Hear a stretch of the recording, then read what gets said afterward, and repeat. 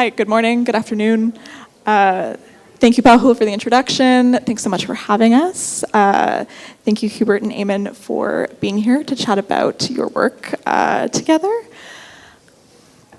I'll just give it a minute. You're welcome. Good to be here. To start, I want to start super broad, just ask what drew each of you to your careers in film. Hubert, you're a director who's also worked as an editor, and Eamonn, you're an editor who has directed. How did you come to the position that you're holding today? So I started out in editing. As you said, I was actually an assistant editor when I first moved to Toronto around 99. And I really wanted to get into directing, but there was no, like, this is how you become a director. I started out, I thought maybe through cinematography, getting on set, production, but that I didn't really have any of those connections.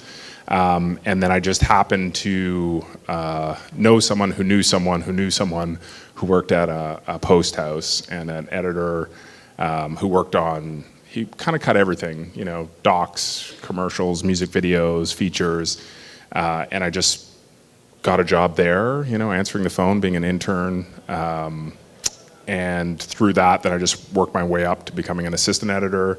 And then while I was an assistant editor, I started just pitching my own projects, which obviously wasn't super successful at the time. As you start out, and it's like, no, obviously not. And then I just kind of kept plugging away at it, and made some connections with directors who I started to meet and had relationships with, and they would give me feedback on proposals that I was putting forward for arts councils, things like that. And eventually I got my first arts council money for a short doc called Hardwood, which was my first film, and that ended up doing really well on the festival circuit, culminating with an Oscar nom, and thank you.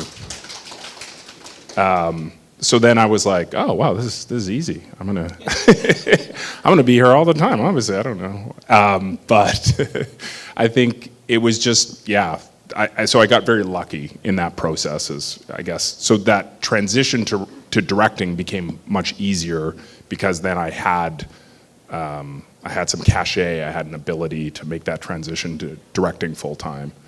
So that was kind of my trajectory.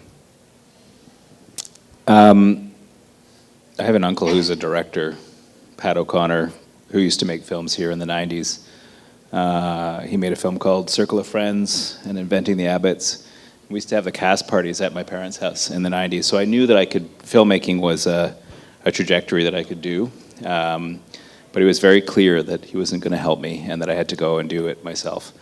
So I went to film school, and that was his big recommendation, was go to film school. But before I did that, I got an undergraduate degree in history, which I think really propelled me into documentaries, because connecting filmmaking and history was something that it just seemed like a natural fit for me anyway. And out of film school, I made a couple documentaries. I directed a couple documentaries at film school. And then I got a big break when I graduated, and I worked on a film called The Corporation, which the year that it came out, it was like the big doc on the festival circuit, and it won the Audience Choice Award at Sundance. And that just on my resume, and my role on that film was actually as an assistant editor. And then everyone was just like, oh, well, you're an editor. And then, so for a long time, my business card had director and editor, and then I just eventually dropped the director when realistically no one was ever going to give me a job again as a director, and I was only going to edit. So that's how I ended up here. I find it so interesting, especially when talking to people who have worked different positions in the industry, how a lot of the title that they use now and the work that you're doing now is really propelled by necessity from a younger age, kind of what you grew into doing.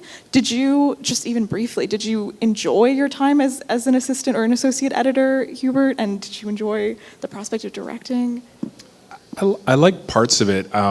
I think when you're starting out, editing is such a good foundation for directing and production, because you're not privy to all the things that are going on, obviously on set and all the behind the scenes, but you get an idea of like the intent and then what's successful and what's not successful, and then what you actually need.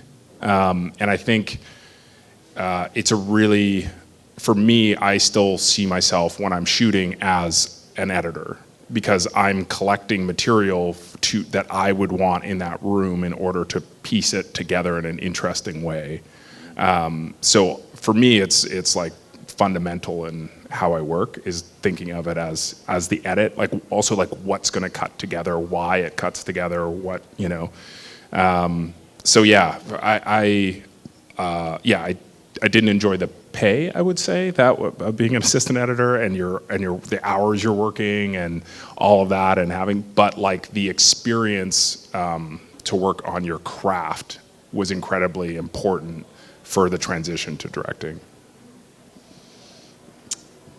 Yeah, I think a lot of the films after the corporation, I worked as an assistant on that project, and I had one job that I was hired as an assistant, and that quickly turned into like a full-time editing role, although I was only paid as an assistant for the first year or two. But it was great because I got a lot of experience, and I got the credit, which was really important. But I brought this other skill set, which is I felt very comfortable, and documentaries, it's all written in the edit.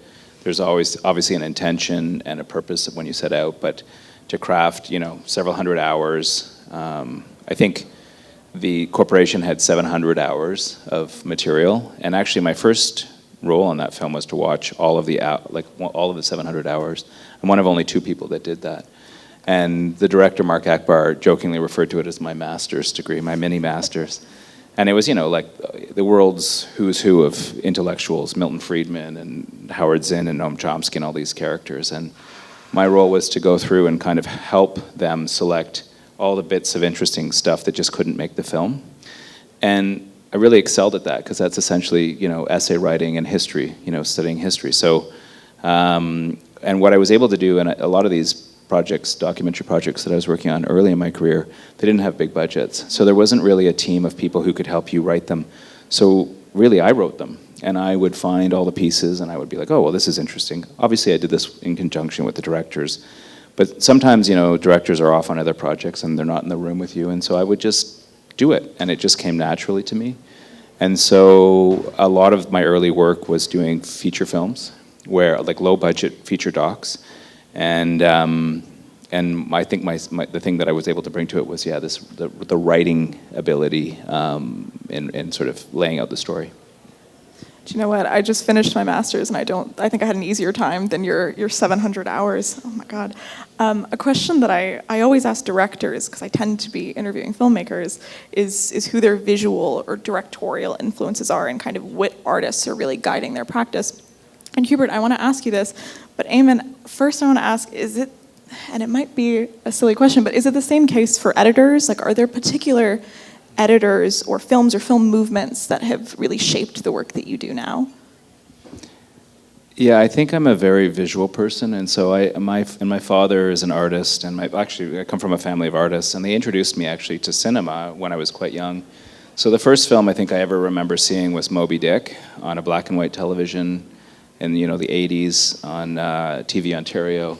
And I remember, you know, shots, and I remember visuals.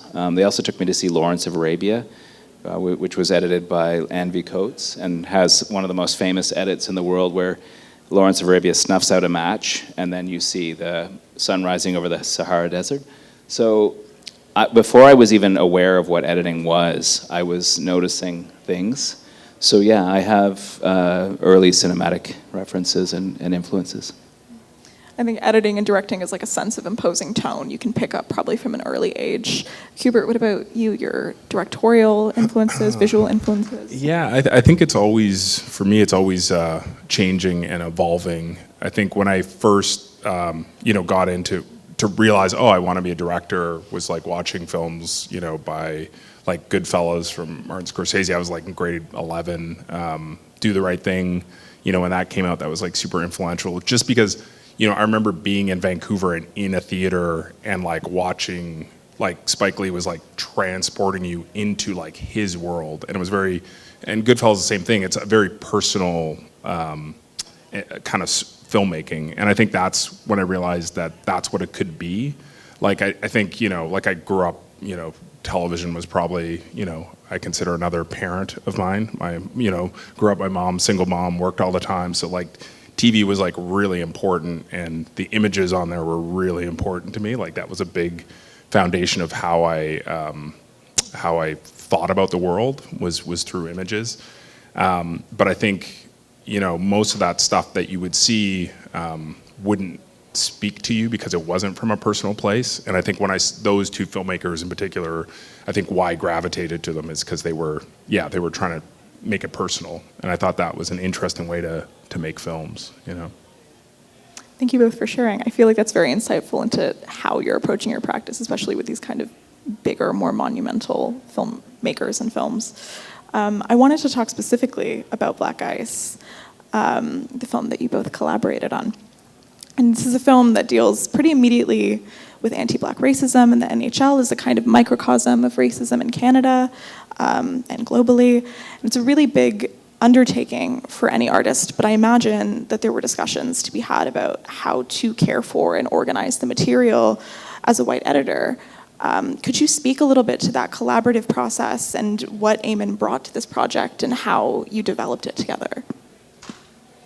Yeah, it was a challenging one for sure. I think, when I started the project, I was in a place where I was just trying to make sense of, the world. And, I grew up in Canada and trying to understand, like, how does anti-Black racism work specifically in Canada? Because I think that was one thing that I felt like hadn't really been explored in as much as I think it should be.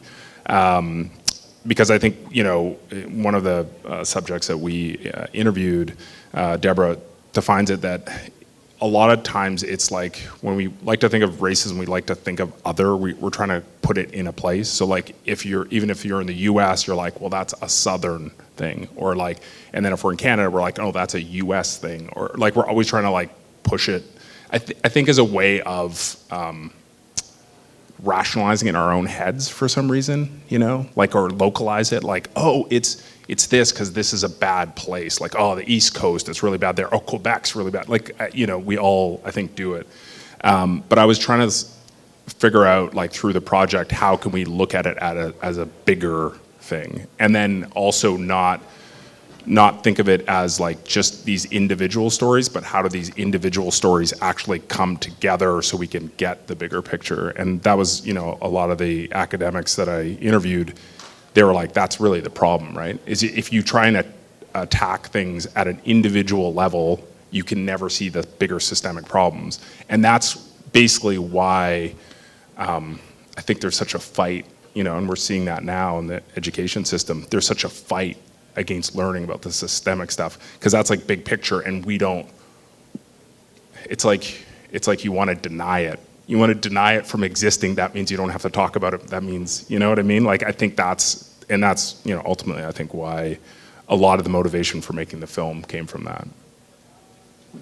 Absolutely, and I think also that idea that if it's an isolated incident, it can be self-perpetuating in a way that if it's a systemic incident, we actually have to stop and talk about what that means for all of us on an individual level.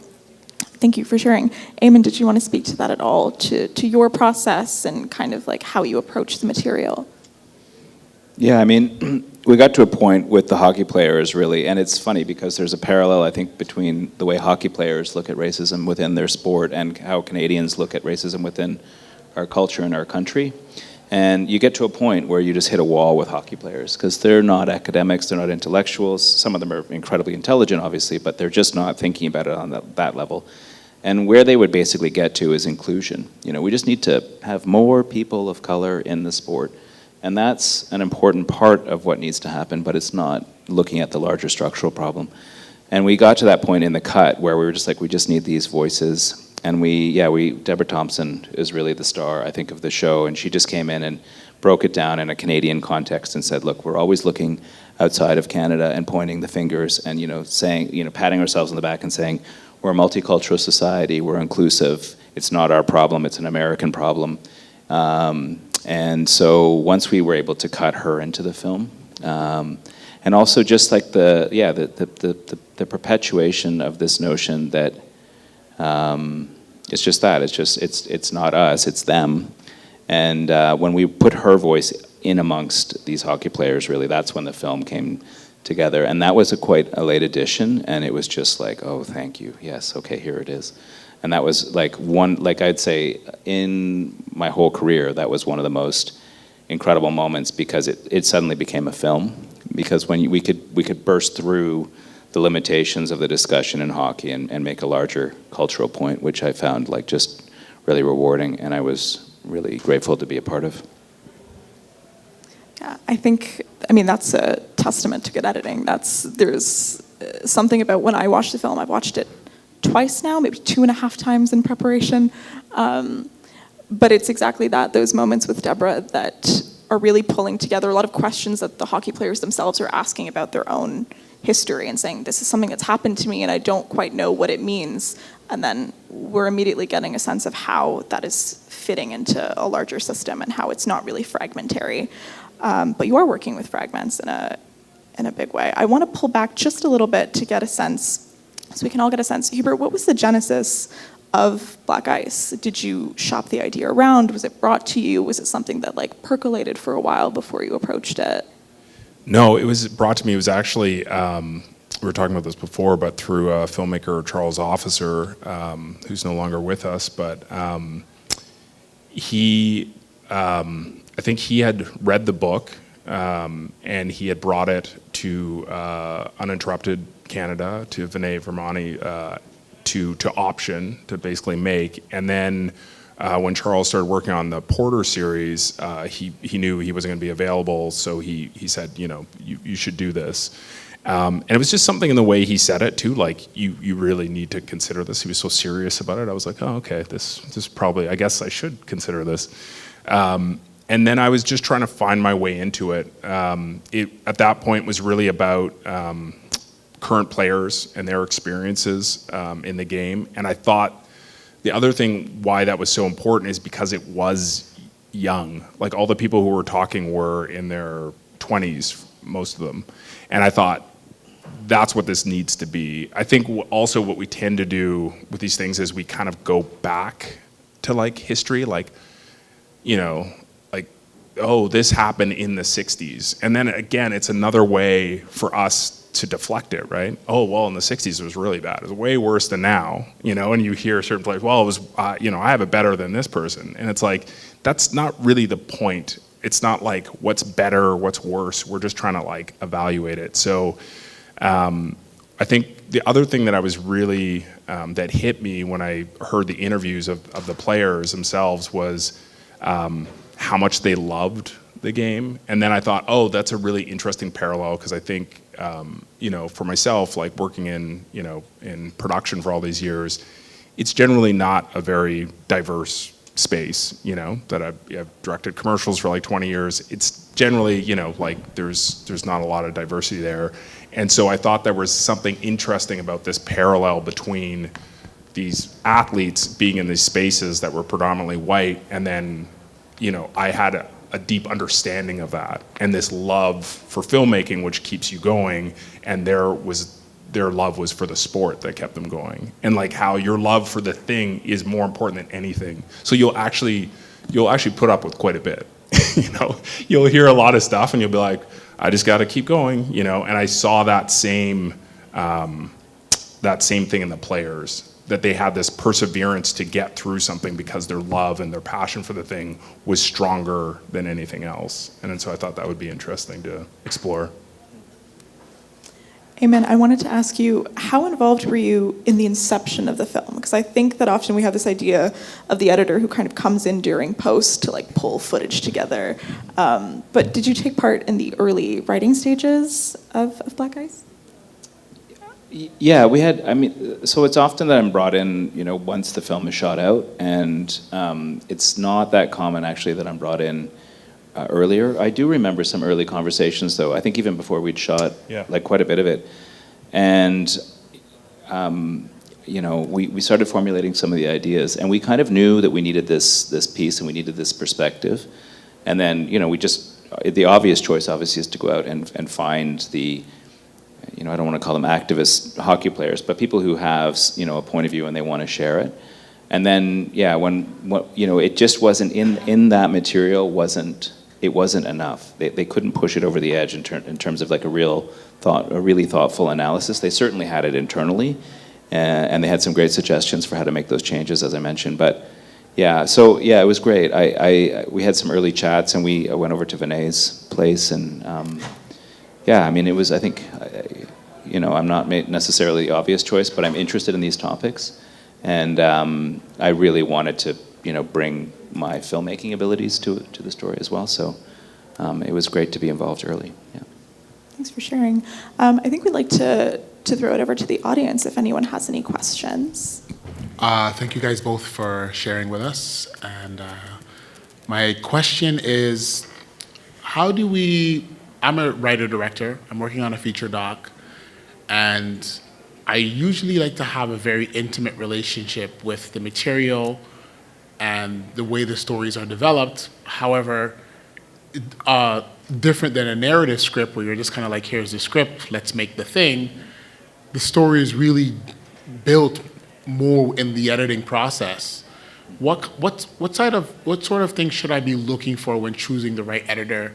And what is I don't want to say the best way, but the most malleable way to build a relationship? I tend to like to do these eccentric things like, let's go away for a month in a cabin up north and edit the whole thing, and then come back and we have this like outer world experience. We have this doc that's different than everything else because we're not watching TV for a month. Like, we're only looking at this material. Most production houses don't want to give me an editor, right, to do that with. So like, how do you build that relationship where it's not just like, hey, you have 17 hours, we got to get this cut done. Like, it's very pragmatic. I think the connection to the material is really important, that they have the same connection to the material, and it's something that they want to explore. I think that's what you're talking about, is those early conversations is, what's your point of view on this material? Like, how would, I'm, as a director, I think in particular in doc, you have to be so open to others' ideas and input, because it can go so many different ways, and you've got to listen to all that and then distill that back into your vision of it, right? Like, having all this other input and suggestions is great, because as a director, you can take them or not take them. But the worst thing I think to do is to be closed, because there are other good ideas or thoughts out there. You just have to be like, that's a good one, that's a bad one, that's good, that's bad, I'm going to take this, I'm not going to take that, or I'm going to take that, but I'm going to do it differently. So I think when talking to editors, you want to have that conversation of where they're coming from, what they would want, what they're passionate about bringing to that project.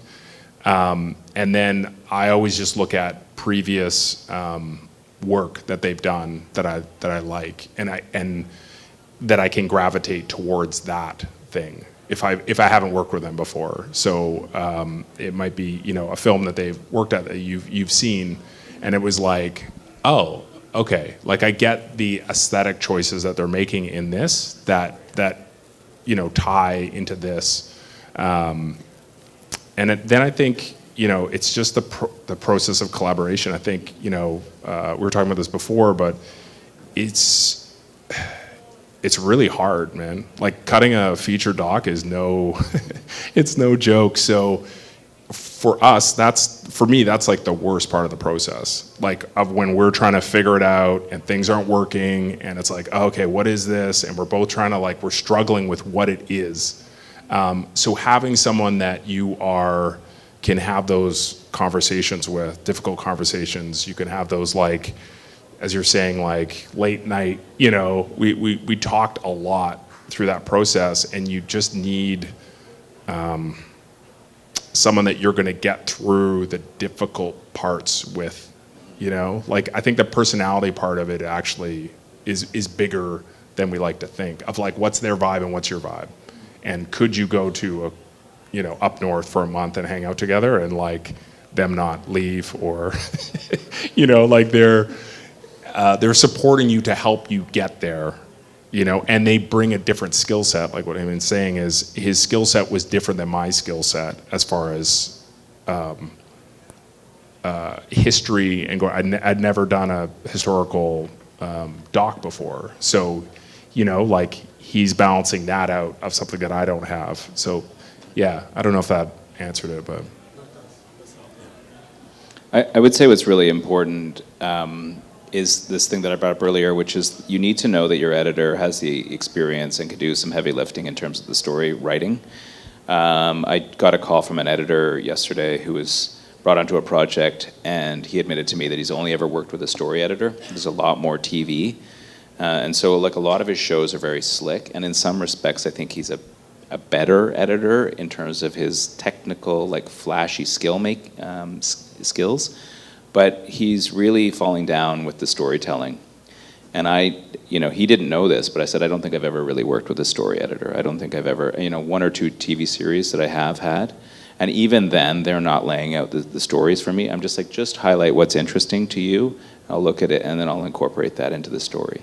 So I think for documentaries, that's the core skill set that an editor, a good editor can bring to you to really help you craft the story, especially if it's your first film or if you don't have that much experience doing it. Because it's a painful process.